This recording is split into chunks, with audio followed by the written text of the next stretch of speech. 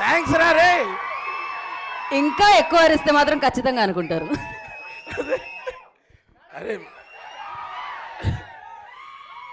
మనం ఇగో ఇప్పుడే నా చెవిలోకి వచ్చి మైక్ ఇవ్వద్దని చెప్పిన హర్ష గారికి నేను మైక్ ఇద్దామని ఫిక్స్ అయ్యాను.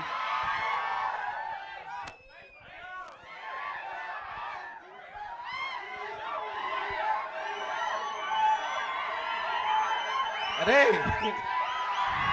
వెళ్ళిపోనా?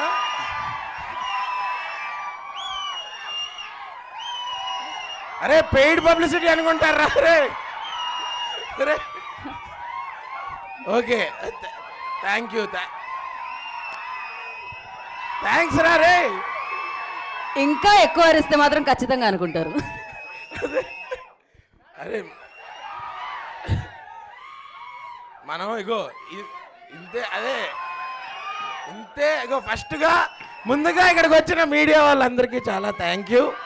ఎందుకంటే మేమేం మ్యాడ్నెస్ క్రియేట్ చేసినా అది జనాల వరకు తీసుకెళ్లే ఫస్ట్ మీడియం మీరే.